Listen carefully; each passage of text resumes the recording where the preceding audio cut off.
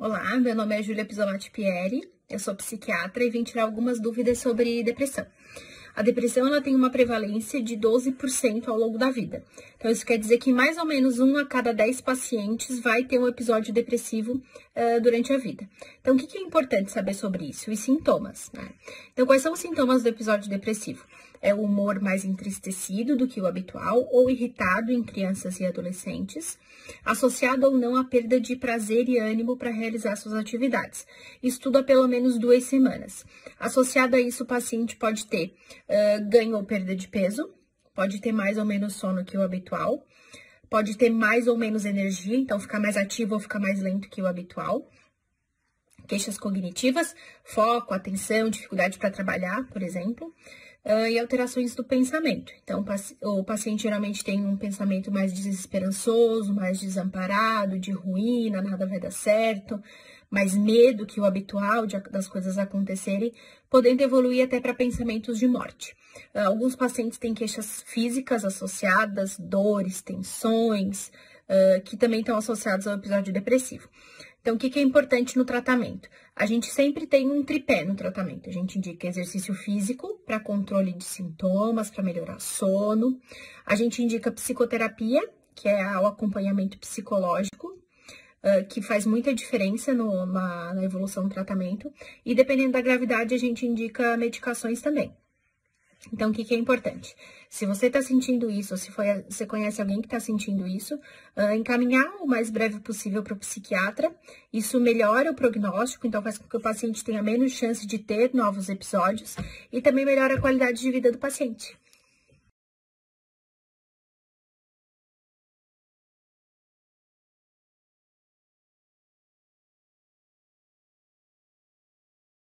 Oi pessoal, eu sou a Deise, eu sou psicóloga, atendo aqui na Clinivida.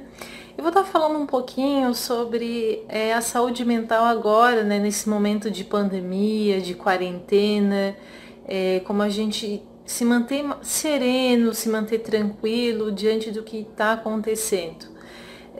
Primeiro eu queria destacar que é normal, né, de certo modo, a gente ficar um pouco mais preocupado, um pouco mais ansioso com o que está acontecendo. Porque a ansiedade justamente ela serve para nos preservar, né, para nos proteger de um perigo, de uma ameaça. E existe de fato uma ameaça, um perigo, então é normal a gente ficar um pouco mais apreensivo, um pouco mais ansioso. Isso eu considero uma ansiedade positiva, né? Até essa ansiedade a gente usar para nos prevenir, ou seja, né, eu cuidar da minha saúde, eu tomar as precauções necessárias. A ansiedade negativa seria esse medo assim me paralisar, ou esse medo ser muito catastrófico, ficar imaginando assim muitos cenários negativos, se preocupar muito lá com o futuro e já vivenciando esse futuro. Então um pânico, né? E ter muitas crises de ansiedade por conta desses pensamentos. Então esse seria um lado negativo, né, nesse momento desse cenário. Uma coisa também importante a gente destacar é a questão de tolerar a incerteza. Algumas pessoas que são ansiosas, elas têm às vezes esse seguinte pensamento: se eu pudesse controlar tudo à minha volta, eu acho que não ia me preocupar tanto. Com certeza a gente não ia se preocupar tanto se a gente não, né, controlasse tudo. O problema é que não tem como controlar tudo à nossa volta.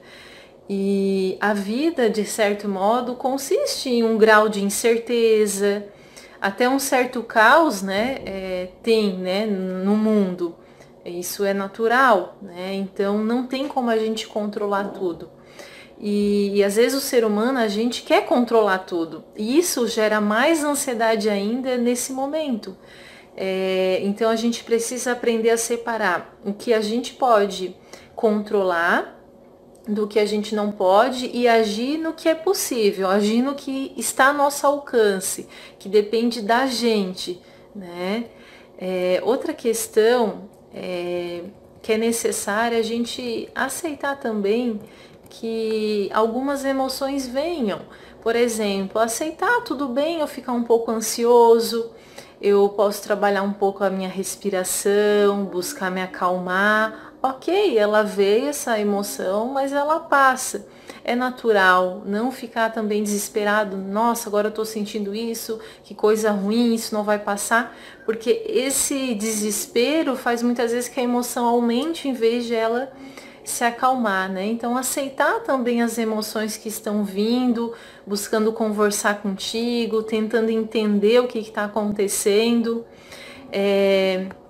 Uma outra perguntinha que eu gostaria de fazer para vocês é assim, né? A sua preocupação é uma tentativa de querer controlar o imprevisível? Porque às vezes a gente quer controlar o que é imprevisível, não tem como. Então, perceba isso. E evitar a gente ficar focando muito no futuro, muito em previsões, muito em cenários catastróficos. Eu costumo dizer para os meus pacientes focar no aqui e no agora, no hoje. A gente vive um dia de cada vez. Então, focar nesse dia, no que está ao meu alcance nesse momento. Então, viver esse dia, porque a pessoa que é muito ansiosa, ela não vive o dia dela, ela está lá na frente, ela está lá no futuro. E a gente não sabe o que vai acontecer amanhã ou daqui 15 dias, então é o dia de hoje que a gente consegue atuar, consegue agir e tem para viver, né? E assim, nesse momento é importante a gente cuidar da nossa saúde mental e fazendo coisas que a gente gosta, se envolvendo, mantendo quem está em casa um pouco de rotina, que é importante, cuidando da alimentação, fazendo exercícios físicos, brincando com seus filhos, fazendo atividades que talvez gostaria de fazer e não tinha tempo e agora tem tempo, né, disponível. Então, se envolver com coisas prazerosas também ajuda a controlar nossa ansiedade, a cuidar da nossa saúde mental. Outro ponto que eu gostaria de trazer também é que pensar assim, né?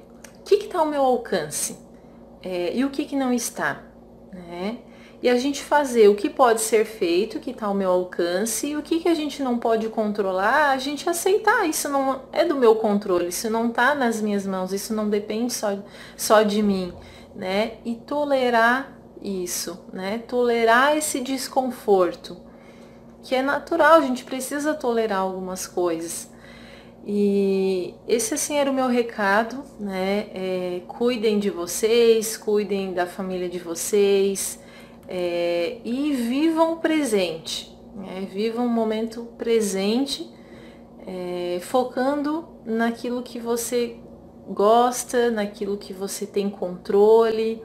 Assim a gente vai se manter mais saudáveis com a nossa mente, vai ter um nível de ansiedade, né, dentro do que é normal. Tá certo, então? Um abraço e até mais.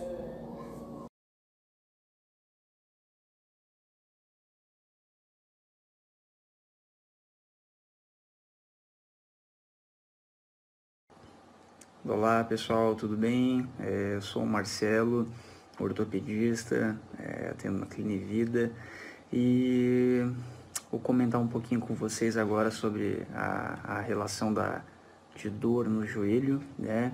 Então, dor no joelho, existem várias causas que podem gerar esse incômodo, né? E uma das situações é quando acontece uma diminuição do líquido sinovial. Em muitos casos, o paciente em associação possui um desgaste, né, da cartilagem do joelho, e isso acaba gerando aquele quadro famoso da artrose, né, que isso acaba gerando, sim, um quadro muito grande de dor. Em alguns pacientes, algumas pessoas, esse quadro é maior, em outras, esse quadro é menor, tá?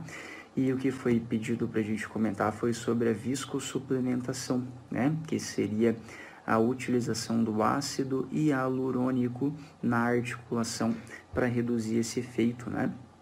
Principalmente da dor, e poder fazer uma lubrificação, né, dentro do joelho do paciente, né? Já que essa é uma substância mais gelatinosa, tá? É um procedimento simples, é efetivo, reduz a dor do paciente, reduz a dor por aproximadamente de 6 meses a 3 anos, mas isso é variável, tem pacientes que podem ficar um pouco mais, outros infelizmente ficam um pouco menos, né? Algo que é interessante e importante a gente salientar é que após o procedimento, o paciente ele consegue voltar à sua rotina normal, né? Então, não existe uma pausa específica de dias, semanas, né, para recuperação desse tipo de procedimento, tá certo? Espero ter ajudado aí um pouquinho aí em relação a dúvidas sobre isso. Se tiver necessidade, pode comentar aqui na publicação mesmo, que assim que possível, eu mesmo vou responder todos os comentários e dúvidas, né? Podem me seguir nas redes sociais também e fiquem à vontade para mandar questionamentos e me procurar também na Clinivida, nos atendimentos. Quinta-feira pela manhã eu faço atendimento lá na unidade, né, aqui em Orleans. Tá certo, pessoal? Obrigado pela atenção de todos. Fiquem todos com Deus e até mais.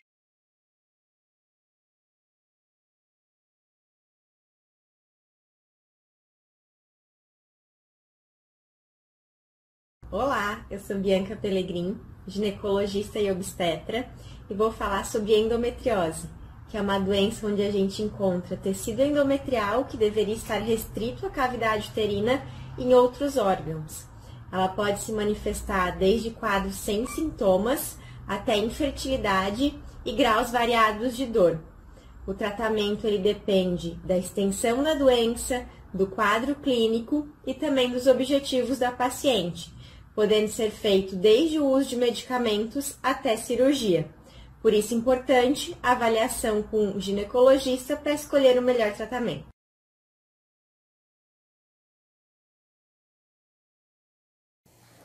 Oi pessoal, meu nome é Deise, eu sou psicóloga e hoje a gente vai falar sobre o uso dos eletrônicos na vida das crianças. Quando eu falo de eletrônicos, eu me refiro a tablet, smartphone, computador, TV, todos esses eletrônicos. Hoje é impossível a gente imaginar uma criança sem o acesso, sem utilizar essas ferramentas. O que a gente precisa é observar quando ele é aliado e quando ele é vilão. Aliado a gente vai depender, né, o que vai ser do tempo que essa criança passa, né, em frente a essas ferramentas, a questão do limite que você dá para essa criança, a idade que essa criança tem.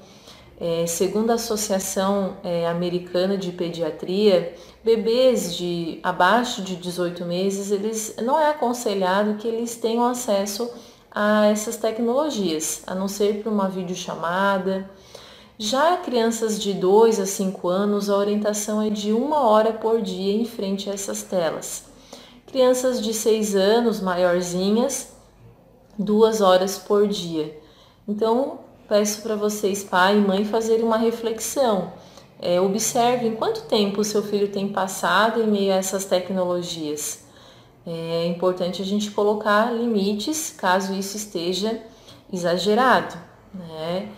Uma criança, por exemplo, de 3 anos, ela está num processo de desenvolvimento, ela é muito corporal nessa idade, então ela gosta de pegar as coisas, tocar, cheirar, e ela está num processo de desenvolvimento cognitivo, emocional, e se a gente deixa essa criança com muito contato a uma tela, ela vai ter dificuldades no seu desenvolvimento, seja na parte criativa, seja na parte social.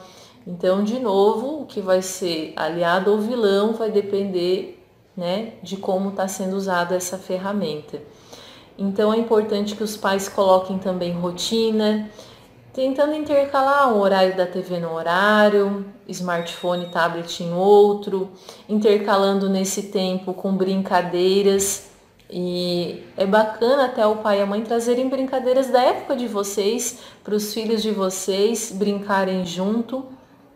E outra questão também importante é vocês serem exemplo, né? Então, Se vocês são modelos para os filhos de vocês, se eu, pai, mãe, fico muito tempo no celular, aí meu filho está tendo essa visão, né? Então também é importante a gente se policiar, né, para conseguir cobrar dos nossos filhos isso.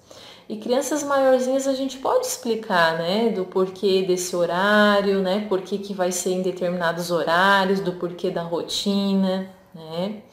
A gente sabe que agora a gente está numa época, né, por conta dessa pandemia, que as crianças estão em casa, estão em quarentena, né, estão se cuidando. E tem pai que vai estar junto em casa, tem pai que está indo trabalhar, e essas crianças estão em casa e talvez vai ser um pouco mais difícil controlar o uso dessa tecnologia, né, desses equipamentos. Mas ainda assim é importante você colocar rotina para essa criança, propor brincadeiras que ela possa fazer dentro de casa, que tem, a gente aí tem que ser criativo com essas crianças, para não ficar em excesso, tá? Muitas escolas já estão utilizando videoaulas para fazerem as suas aulas, né, para não perderem, né, o ano letivo. Então, de novo, a tecnologia como aliado, mas ainda assim, né, a gente tem que cuidar para não deixar elas o dia inteiro vendo TV ou no celular, que isso vai comprometer, né, com o desenvolvimento dessa criança, tá, pai? Tá, pai e mãe? Então esse era o meu recado para vocês e espero que possa ajudar vocês a fazer uma reflexão de como que está o uso da tecnologia, né, na casa de vocês, certo? Um abraço e até mais.